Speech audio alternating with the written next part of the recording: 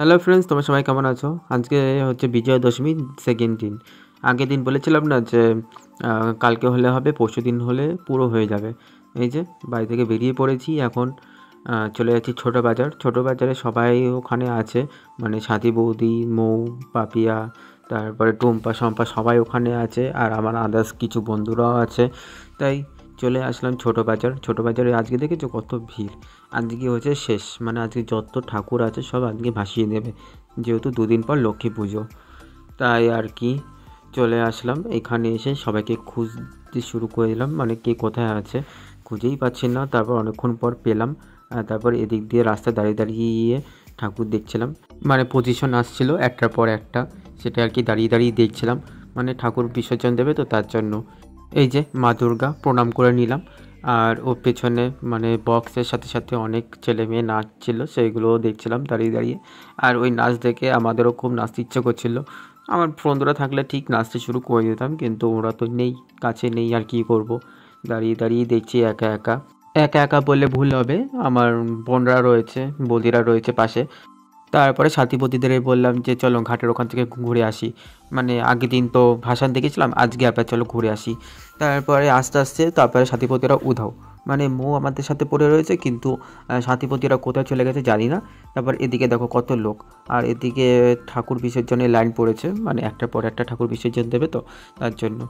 এই ভিড়ের মধ্যে টুকটুক করে সামনের দিকে চলে গেলাম, মানে ঘাটের ওখানে গিয়ে একটা বিসর্জন দেখলাম। বিসর্জন দেখে তারপরে ওই কালী মন্দিরের ওখানে চলে গেলাম, আমাদের ছোটো বাজারের যে কালী মন্দিরটা, সেইখানে গিয়ে দেখি সাথী বৌদিরা গল্প করছে কার সাথে, এই দেখো।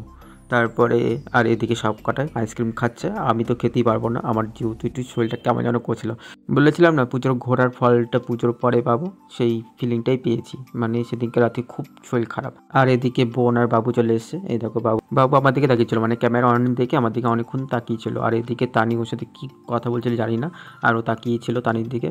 তারপরে আমাদের ভাসান দেখা কমপ্লিট, এখন চলে যাচ্ছি বাড়ির দিকে। তারপরে যেতে যেতে অনেকগুলো ভাসান দেখতে পেলাম, এই দেখো একটার পর একটা ভাসান। মানে মানে আজকে সব ঠাকুর ভাসিয়ে দেবে না, সেই জন্যই দেখছিলাম। মানে যেতে যেতে অনেক ভাসান দেখতে পেয়েছি, মানে বাড়িতে থাকলে মানে রাস্তায় দাঁড়িয়ে দাঁড়িয়ে দেখতাম ভাসানগুলো, কিন্তু যেহেতু ছোটো বাজারে এসেছি ভাসান দেখার জন্য, তার জন্য আর কি মানে যেতে যেতে দেখছিলাম আর কি। এই যে কত লাইটিং, এইগুলো বাড়ির সামনে থাকলে দাঁড়িয়ে দাঁড়িয়েই ভিডিও করতাম। তারপরে যাই হোক, বাড়ির সামনে এই যে চলে এসেছি। চলে আসা মানে এক একটা পজিশন দেখে অবাক। এবার মানে লাইন পুরো ছোটো বাজার থেকে আমাদের বাড়ি পর্যন্ত পুরো লাইন, মানে বাড়ি পর্যন্ত না, তারপরেও আরও বেশি বড় লাইন, একটার পর একটা ঠাকুর আসছিল আমাদের দিক থেকে। তারপরে এই পজিশন ভাসান দেখতে দেখতে কখন যে বাড়ির সামনে চলে আসলাম বুঝতেই পারিনি। তারপরে ছোটো মামিদের বাড়ির সামনে অনেকক্ষণ দাঁড়িয়েছিলাম, ছোটো মামিদের বাড়ির সামনে দাঁড়িয়ে দাঁড়িয়ে কিছু ভাসান দেখলাম। তারপরে এই ভাসান টাসান দেখে বাড়ি চলে আসলাম।